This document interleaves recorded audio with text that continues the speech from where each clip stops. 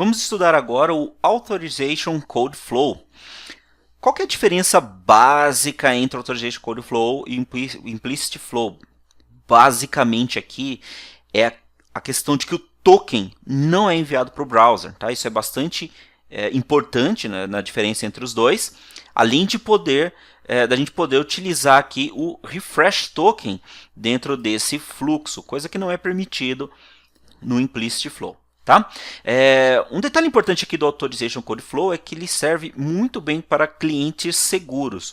O que significa isso daí? É aquela aplicação onde eu consigo armazenar o secret do meu cliente ou informações secretas dentro da minha aplicação e ela está basicamente segura. Então, um exemplo de um cliente seguro seria uma aplicação ASP.NET MVC, onde todo o processo acontece no servidor. Como está no servidor, não tem problema nenhum eu colocar um client secret do lado do servidor, então não tem problema algum. Tá? O que seria uma aplicação, no caso aqui, não segura? Não é que ela não é segura, tá, gente? O que eu quero dizer é não segura em relação a guardar informações sensíveis, como por exemplo um password de acesso a uma API, que é o caso do Identity Server. Tá? Então, uma aplicação não segura nesse caso seria uma aplicação Angular. Né? Então, uma aplicação Angular eu jamais posso colocar no JavaScript o segredo para acesso à minha aplicação de Identity Server. Tá? Então, não serve o Authorization Code Flow para aplicações implícitas. Na verdade, até serve, tá? A gente vai falar um pouquinho disso mais à frente, mas eu jamais posso descer um client secret lá para dentro, tá ok?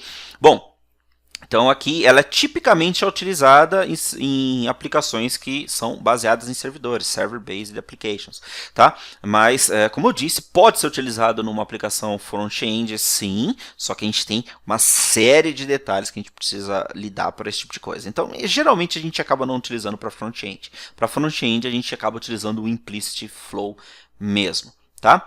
Bom, vamos dar uma olhadinha em como é que funciona o fluxo do Authorization Code Flow. Então, mais uma vez lá, eu sou um Resource Owner, tá?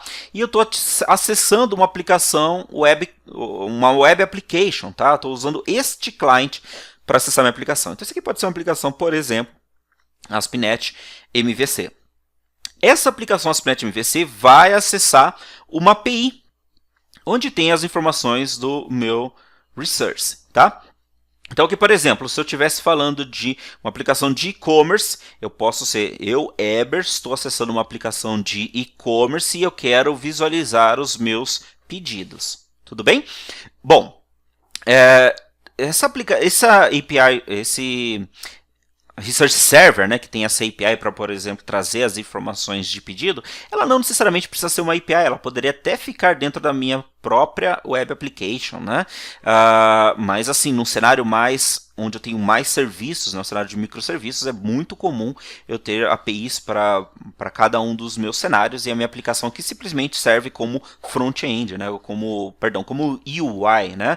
Das minhas APIs, ele faz um roteamento para a minha API. Então vamos lá, mais uma vez, eu sou o Resource Owner, dono de um pedido que eu quero acessar aqui na minha API através da minha web application. Tá?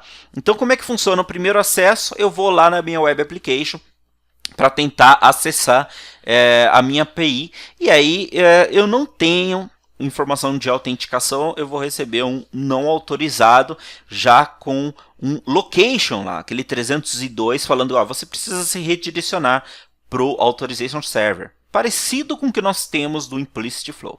Então eu vou lá para o meu servidor de autorização, lá na URL Authorize, eu tenho os mesmos parâmetros do Implicit Flow, Client ID, scopes que eu quero acessar, redirect, URL de redirecionamento, só que o Response Type troca. Então aqui no Response Type eu tenho Code, então isso indica para o meu servidor de autorização que eu quero fazer o fluxo Authorization Code Flow. Bom, bati no meu servidor de autorização, ele vai pedir lá o usuário e senha, eu vou digitar o usuário e senha, essa informação vai voltar né, depois de autenticação e consentimento, essa informação vai voltar aqui para o cliente. Só que olha só, percebam, dessa vez eu não tenho mais o meu token, eu não recebi o token aqui no meu cliente, seja o meu cliente, né, um browser ou então uma aplicação mobile. O que eu recebo é um código, tá? Então esse código eu repasso para a minha aplicação, e essa aplicação vai fazer o post para poder buscar o token no Authorization Server. Então, tá vendo que agora, por mais que eu tenha dado aqui o usuário e senha, não veio o token para cá. O token vai continuar no servidor de autorização. Quando a minha requisição sai do meu cliente de volta para a minha aplicação Web Application, eu faço uma chamada Server to Server. Então, isso aqui está protegido.